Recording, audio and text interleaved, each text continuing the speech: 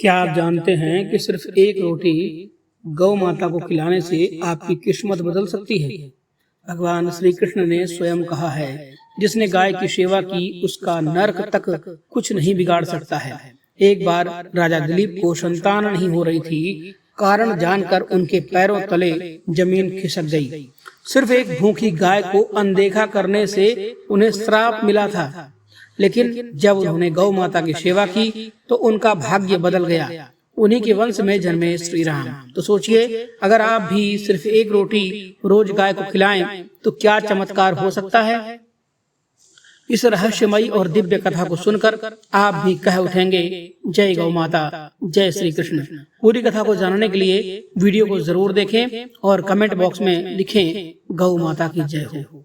दोस्तों, गाय को केवल एक रोटी खिलाने से क्या होता है, क्यों कहा गया है कि गाय को रोटी खिलानी चाहिए, इसके पीछे एक बहुत ही गहरा रहस्य है।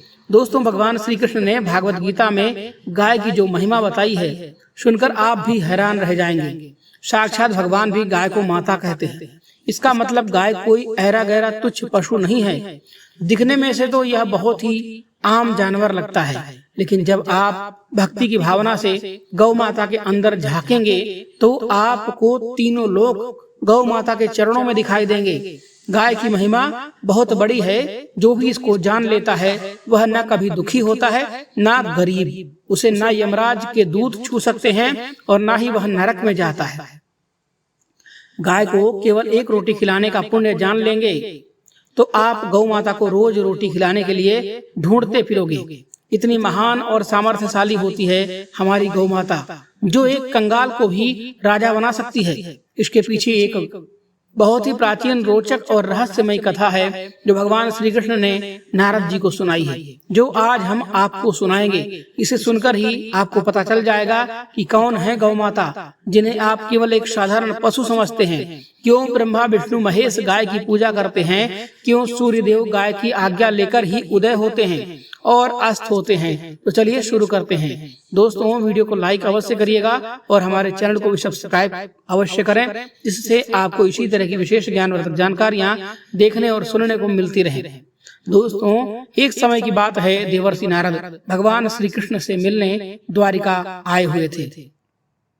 नारद जी को देखकर भगवान श्री कृष्ण बोले, हे देवर्षि, आपका द्वारिका में पुनः स्वागत है। मैं जानता हूँ कि आप किसी विशेष प्रयोजन से पधारे हैं। आप साक्षात ब्रह्म ऋषि हैं। समस्त लोकों में निस्वार्थ घूम कर धर्म और भक्ति का प्रचार करते हैं। आपका आगमन यदा कदा विशेष प्रसंगों पर ही होता है, अतः आज अवश्य ही कोई गूढ़ विचार आपके मन में आया होगा। कृपया मुझे बताइए, मैं आपकी शंका का समाधान करने के लिए प्रस्तुत हूँ। यह सुनकर नारद जी मुस्कुराए और बोले, हे प्रभु, आपकी लीला अपरंपार है। आप अंतर्यामी हैं, हृदय में विराजमान हैं और आप सब कुछ जानते हैं। फिर भी आपने बड़ी विनम्रता से मुझसे पूछ लिया कि वास्तव में मैं पृथ्वीलोक में भ्रमण करते समय एक विचित्र दृश्य देखकर व्यथित हो उठा। मैंने देखा कि कुछ मनुष्य गौ माता की पूजा अर्चना करते हैं, उन्हें रोटी खिलाते हैं, उनकी सेवा करते हैं। वहीं दूसरी ओर कुछ दुष्ट प्रकृति के मनुष्य गौ पर अत्याचार कर रहे हैं, उन्हें मार रहे हैं, उनका शोषण कर रहे हैं। यह देखकर मेरा हृदय द्रवित हो गया, क्योंकि गौ माता तो निष्पाप होती है, वो मानवता को पोषण देती है, लेकिन फिर भी कुछ दुष्ट स्वार्थवश उनका वध करने से पीछे नहीं हटते हैं। प्रभु, मेरे मन में यह प्रश्न जागा है कि जो मनुष्य गौ माता की सेवा, पूजा और रक्षण करता है, उसका क्या फल मिलता है, और जो मनुष्य गौ पर अत्याचार करता है, उसे कौन सा दंड भोगना पड़ता है। भगवान श्री कृष्ण ने नारद जी की बात सुनकर कहा, हे देवर्षि, जो मनुष्य गौ माता की पूजा करता है, उनकी सेवा करता है, उसे इस लोक में भी और परलोक में भी अक्षय फल मिलता है। वहीं जो पापी गाय पर अत्याचार करते हैं, वे अवश्य नरक के भागी बनते हैं। गौ माता की सेवा से सभी पापों का नाश हो जाता है और जो सद्भावना से गौ माता की रक्षा करता है, वह अंततः मोक्ष का अधिकारी होता है। आज मैं आपको एक प्राचीन कथा सुनाता हूँ, जो सूर्य वंश के प्रतापी राजा दिलीप और दिव्य नंदिनी गाय से संबंधित है। इस कथा के श्रवण से मनुष्य को गौ सेवा की अपूर्व महिमा का भान होगा। नारद जी अत्यंत प्रसन्न हुए और बोले, हे प्रभु, यह मेरा परम सौभाग्य है कि मुझे आपके मुखारबिंद से इस कथा को सुनने का अवसर प्राप्त होगा। आप कृपया इस कथा को विस्तार से वर्णन करें, जिससे मैं भी इसे आगे प्रसारित कर सकूं और समस्त मनुष्यों के हृदय में गौ माता के प्रति श्रद्धा, प्रेम और भक्ति का संचार हो। भगवान श्री कृष्ण ने नारद जी से कहा, हे देवर्षि, प्राचीन समय की बात है। उस काल में वैवस्वत मनु के वंश में अनेक प्रतापी राजाओं ने जन्म लिया था। उसी वंश में आगे चलकर एक राजा हुए महाराज दिलीप। वे बड़े ही धर्मपरायण, प्रजावत्सल, सत्यनिष्ठ और पराक्रमी थे। उनकी ख्याति चारों ओर फैली हुई थी। प्रजा भी उनसे अत्यंत प्रेम करती थी। उनकी पत्नी सुदक्षिणा मगध देश के राजकुल से थी, जो स्वयं भी बड़े ही धार्मिक स्वभाव की थी। महाराज दिलीप और रानी सुदक्षिणा एक दूसरे का सम्मान करते हुए सुख से जीवन व्यतीत कर रहे थे। किंतु एक ही बात थी जो उन्हें निरंतर व्यथित करती थी। उनके घर में संतान का अभाव। विवाह को अनेक वर्ष बीत गए, किंतु संतान की प्राप्ति न हुई। राजा और रानी ने कई यज्ञ करवाए, अनेक दान पुण्य किए, ब्राह्मणों की सेवा की, तीर्थ यात्राएं की, परंतु संतान सुख ना मिला। इससे दोनों हताश होने लगे। राजा दिन रात विचार करने लगे कि आखिर ऐसा कौन सा पाप या अपराध उनसे हुआ है जिसके कारण उन्हें संतान नहीं मिल रही है। एक दिन राजा दिलीप एकांत में बैठे सोच रहे थे। मन में अपने राजधर्म का पालन किया। मैंने अपने राजधर्म का पालन किया, प्रजा को कष्ट न होने दिया, हिंसा से दूर रहा, हवन यज्ञ करता रहा, फिर भी मुझे पुत्र प्राप्ति क्यों नहीं हो रही है। इसी प्रश्न में उन्हें अत्यंत प्रसन्न कर दिया। अंततः उनके मन में आया कि उनके कुल गुरु महर्षि वशिष्ठ, जो अपने तप और ज्ञान के लिए विख्यात हैं, शायद इस समस्या का समाधान कर सकते हैं। यह विचार आते ही महाराज दिलीप ने रानी सुदक्षिणा से परामर्श किया और दोनों गुरु वशिष्ठ के आश्रम में जाने का निश्चय किया। उन्होंने अपने मंत्रियों को अपने राज्य का प्रभार सौंपा और गुरु वशिष्ठ के दर्शन के लिए वन की ओर प्रस्थान कर गए। भगवान श्री कृष्ण ने कथा को आगे बढ़ाते हुए बताया कि गुरु वशिष्ठ का आश्रम एक घने वन में स्थित था। वहाँ का वातावरण अत्यंत पवित्र और शांत था। पक्षियों का मधुर कलरव, पवित्र नदियों की कलकल ध्वनि और वृक्षों की छाया आश्रम को दिव्य बनाती थी। महर्षि वशिष्ठ अपनी पत्नी अरुंधति के साथ वहां निवास करते थे। जब महाराज दिलीप और रानी सुदक्षिणा वहां पहुंचे तो उन्होंने देखा कि महर्षि वशिष्ठ अभी भी अपने नित्य कर्म, ध्यान और जप समाप्त करके बैठे थे। अरुंधति जी भी वहीं विराजमान थी। जैसे ही महाराज दिलीप अपनी पत्नी के साथ आश्रम में पधारे तो महर्षि और उनकी पत्नी ने आदर पूर्वक राजा रानी का स्वागत किया। फिर महर्षि वशिष्ठ राजा दिलीप से बोले, हे राजन, मुझे ज्ञात है कि आप एक महान सूर्यवंशी सम्राट हैं। आपकी प्रजा आपसे प्रसन्न है। आपका राजकाज भली भांति चल रहा है, फिर आप वन में क्यों पधारे? इक्ष्वाकु कुल के राजा प्रायः वृद्धावस्था में पुत्र पौत्र सुख भोग कर वन गमन करते हैं, किंतु आप तो अभी युवा हैं। आपके पास समय और सामर्थ्य दोनों है। अवश्य ही कोई विशेष कारण होगा जो आपको यहाँ ले आया है। इस पर राजा दिलीप ने बड़े विनम्र स्वर में कहा, हे गुरुदेव, आपका कहना सत्य है कि राजा को पहले अपना कर्तव्य पूरा करना चाहिए, लेकिन मैं बहुत बड़ी चिंता में हूँ। मुझे अभी तक संतान सुख प्राप्त नहीं हुआ है और यह बात मुझे निरंतर व्यथित कर रही है। मैंने अनेक प्रयास किए परंतु सफलता नहीं मिली। मुझे संदेह है कि मुझसे कोई ऐसा पाप हो गया है जिसकी स्मृति मुझे नहीं है। आप अपनी दिव्य दृष्टि से देखकर मुझे बताइए कि मेरा कौन सा अपराध है जो मुझे संतान सुख से वंचित रखे हुए है। साथ ही मुझे यह भी बताइए कि इसका प्रायश्चित क्या है। भगवान श्री कृष्ण ने आगे बताया, महर्षि वशिष्ठ ने अपनी दिव्य दृष्टि से राजा दिलीप के भूतकाल का सूक्ष्मता से निरीक्षण किया। उन्होंने देखा कि राजा दिलीप से एक बड़ी भूल हुई थी। वशिष्ठ जी ने कहा, हे राजन, जब आप इंद्रलोक में देवताओं से भेंट करके लौट रहे थे, उस समय मार्ग में एक कल्प वृक्ष के नीचे कामधेनु गाय और उसका बछड़ा खड़े थे। वे दोनों अत्यंत भूखे और त्रस्त दिखाई दे रहे थे। उन्होंने आपसे सहायता की याचना भी की, किंतु उस समय आप अत्यंत प्रसन्न मुद्रा में थे। शायद आपने उनकी पुकार सुनी ही नहीं। आप उस समय इतनी जल्दबाजी में थे कि आपने उन पर ध्यान नहीं दिया। उसी गाय को आपकी यह कृतज्ञता बड़ी खली। उसे लगा कि एक प्रतापी सूर्यवंशी राजा जिसे धर्म का ज्ञान होना चाहिए, उसने एक भूखी गाय और उसके बछड़े की ओर ध्यान तक नहीं दिया। इससे दुखी होकर उस कामधेनु ने आपको श्राप दे दिया कि आपके घर में संतान का अभाव रहेगा।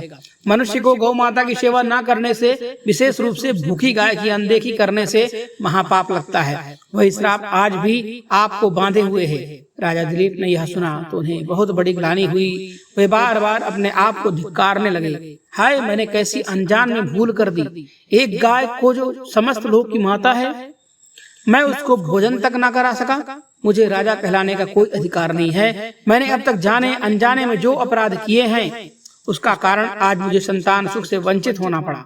महर्षि वशिष्ठ से प्रार्थना की, हे गुरुदेव, मुझे कोई ऐसा उपाय बताइए जिससे मैं अपना यह वहां पाप दूर कर सकूं। मैं प्रायश्चित करने के लिए तैयार हूं, भले ही मुझे कितना भी कठोर तप क्यों ना करना पड़े। महर्षि वशिष्ठ ने राजा दिलीप की प्रार्थना सुनकर कहा, हे राजन, कामधेनु की वही पुत्री नंदिनी इस समय मेरे आश्रम में है। उसका स्वभाव अत्यंत कोमल और दयालु है। तुम अपनी पत्नी के साथ उसकी सेवा करो, उसे वन में चराने ले जाओ, उसके चारों ओर मंडराते हिंसक पशुओं से उसकी रक्षा करो। दिन भर उसके साथ में रहो। शाम को जब आश्रम लौटो तो रानी उसे रोटी, हरी घास इत्यादि खिलाए, उसकी प्रदक्षिणा करे, उसके चरणों में प्रणाम करे। गौ माता की प्रसन्नता ही तुम्हारी समस्त बाधाओं का निवारण कर देगी। यदि नंदिनी तुम पर प्रसन्न हो गई तो तुम्हें अवश्य ही गुणवती संतान प्राप्त होगी। इतना कहकर महर्षि वशिष्ठ ने बाहर संकेत किया तो देखा कि आश्रम के प्रांगण में नंदिनी गाय खड़ी थी। वह बड़ी मनोहर लग रही थी। उसके शरीर पर सफेद, सुनहरे और हल्के भूरे रंग का मिला जुला आभा थी। उसके सींग और सुंदर और चमकीले थे। आंखों में करुणा झलक रही थी। राजा दिलीप और रानी सुदक्षिणा ने उस गाय को दंडवत प्रणाम किया। महर्षि वशिष्ठ का निर्देश मानकर उसकी सेवा करने का संकल्प लिया। अगले दिन तड़के ही महारानी सुदक्षिणा ने स्नान आदि से निवृत्त होकर गौ माता की विधि पूर्वक पूजा की। उन्होंने नंदिनी को पुष्पमाला पहनाई, उसके मस्तक पर चंदन का तिलक लगाया, मीठी बातों से उसे पुकारा। उधर महाराज दिलीप धनुष और बाण साथ में रखकर नंदिनी को वन में चराने ले चले। वन का वातावरण सुरम्य था। ऊंचे ऊंचे वृक्ष, अपनी घनी छाया, मनोभावनी लताएं और तरह तरह के जंगली फूल। महाराज दिलीप चाक चौबंद होकर नंदिनी का पीछा करते। जब वह घास खाने रुकती तो वे उसे अत्यंत प्रेम से सहलाते, उसके शरीर पर बैठे कीट पतंगों को हटाते। कभी वह किसी जलाशय के समीप पहुंचती तो महाराज देखते रहते कि कहीं कोई मगरमच्छ या हिंसक जीव आसपास न हो। दोपहर में गाय विश्राम करने बैठती, तब महाराज उसके समीप भूमि पर ही बैठकर उसकी रक्षा करते।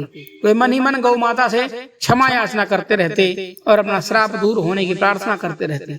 उन्हें गौ सेवा में परमानंद की अनुभूति होने लगी। शाम होने पर वे वापस आश्रम लौट आते। आश्रम के द्वार पर रानी सुदक्षिणा खड़ी रहती, जो पुनः नंदिनी का स्वागत करती, उसके चरण छूती, उसे रोटी खिलाती, उसके खुरों में किसी भी प्रकार की चोट तो नहीं है यह जांचती। इस प्रकार पति पत्नी दोनों नंदिनी गाय की सेवा में जुटे रहे। लगातार 20 दिनों तक यह क्रम चलता रहा। हर दिन राजा दिलीप उसी निष्ठा और प्रेम से गौ माता को वन में चराते। रानी सुदक्षिणा शाम को पूजा अर्चना में रत रहती। गौ माता भी इसी प्रेम और भक्ति को अनुभव कर प्रसन्न होती जा रही थी।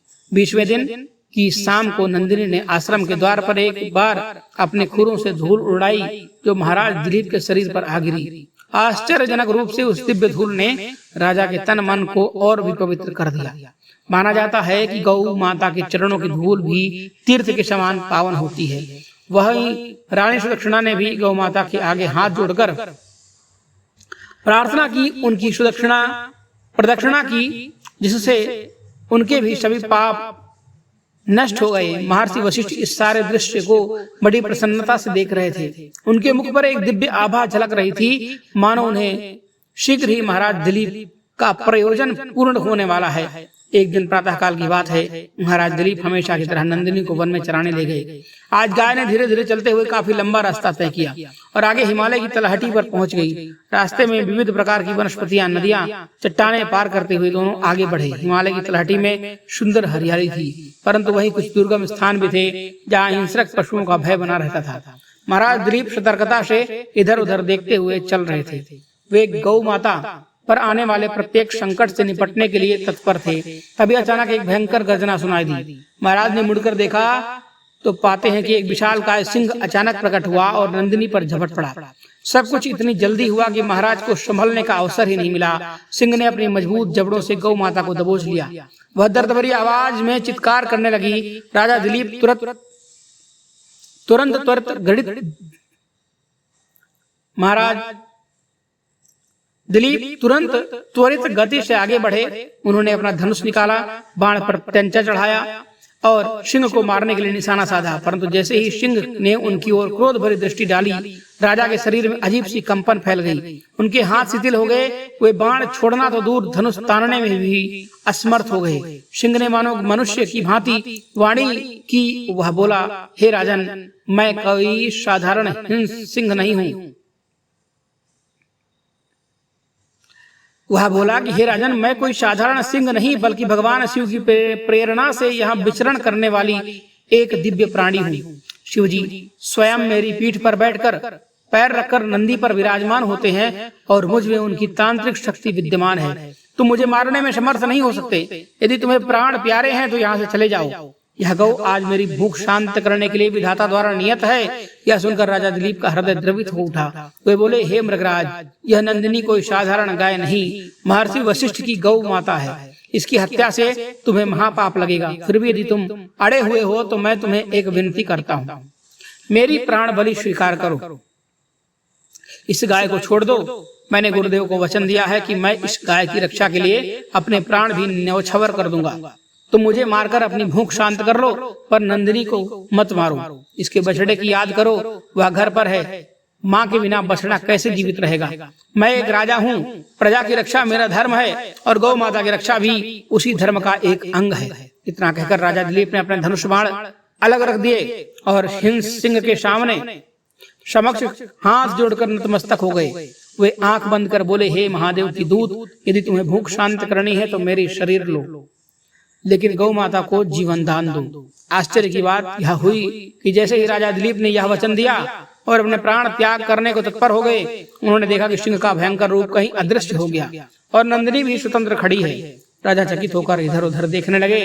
तभी उन्हें एक मधुर वाणी सुनाई दी, हे राजन, तुम अपना त्याग मत करो, यह सब मेरी ही माया थी। महाराज दिलीप ने आंखें खोली तो पाया कि नंदिनी उनके समक्ष वैसे ही खड़ी है, पूर्णतया सुरक्षित है। उसके शरीर पर कहीं भी घाव नहीं है।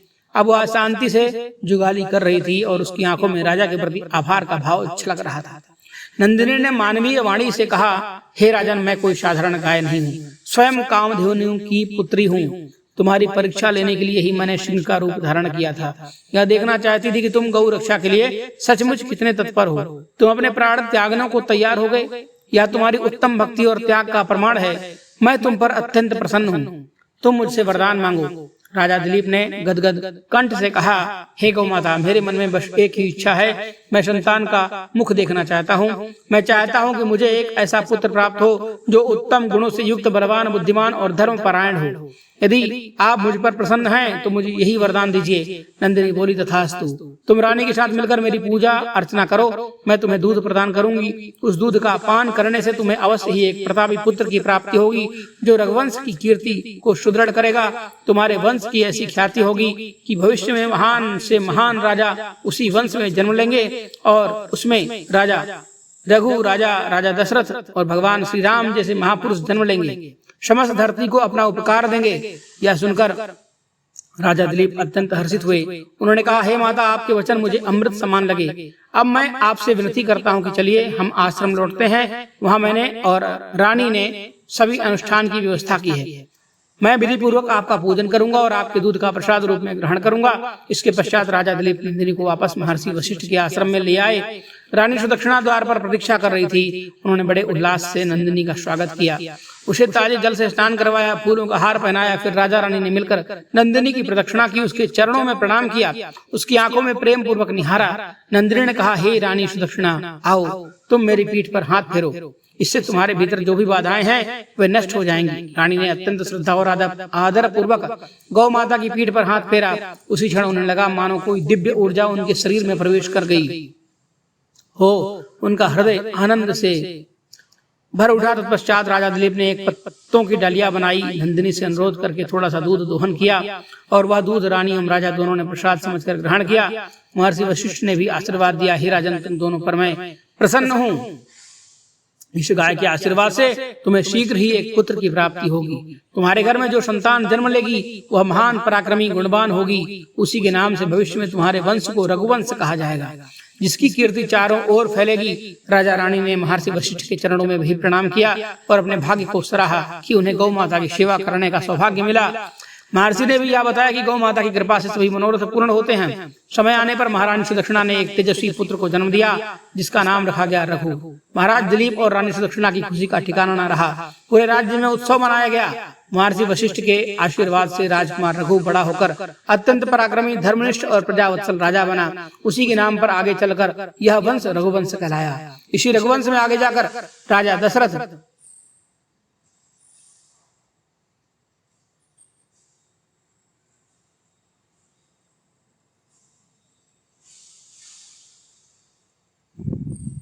भगवान श्री राम ने अवतार लिया। कहा जाता है कि महाराज दिलीप के इस इतिहास ने सिद्ध कर दिया कि गौ सेवा मात्र से भी मनुष्य के बड़े से बड़े संकट, बड़े से बड़े कष्ट दूर हो सकते हैं। भगवान श्री कृष्ण ने कहा, हे देवर्षि, जो मनुष्य गाय की सेवा करता है उस पर साक्षात मेरी कृपा होती है। गाय के शरीर में 33 करोड़ देवी देवताओं का वास माना गया है तथा गाय की पूजा करना, उन्हें रोटी या हरी घास खिलाना, उसकी प्रदक्षिणा करना, यह सभी पुण्य फलदायक कर्म है। जो गायों को सताता है उन पर मैं अत्याचार करता हूँ, उसे तो महापाप लगता है और उसे परलोक में भी भयंकर नरक भोगना पड़ता है। अतः मनुष्य को सदैव गौ माता का सम्मान करना चाहिए। शास्त्रों में वर्णित है कि जो भी व्यक्ति प्रतिदिन गाय को एक रोटी गुड़ या हरी घास खिलाता है उसके घर में कभी भी अन्न धन की कमी नहीं होती है। तो प्रिय मित्रों, प्रतिदिन आपने हाथ से एक रोटी गाय को अवश्य खिलाएं और साथ में थोड़ा गुड़ लगा करके, थोड़ा सा घी चुपड़ करके गाय को रोटी खिलाने से घर में सुख शांति रहती है, सौभाग्य बना रहता है, सभी बाधाएं दूर होती हैं। गाय के प्रति आदर भाव रखते हुए या हम उनके चरणों को प्रणाम करते हैं तो हमें देवताओं का भी आशीर्वाद प्राप्त होता है। तो प्रिय मित्रों, आज के लिए सिर्फ इतना ही। कल फिर मिलते हैं एक नई वीडियो में एक नई जानकारी के साथ। दोस्तों, इस वीडियो को लाइक अवश्य करें, चैनल को भी सब्सक्राइब करें, जिससे आपको इसी तरह की विशेष ज्ञानवर्धक जानकारियां देखने और सुनने को मिलती रहे। हर हर महादेव, श्री शिवाय, नमस्ते।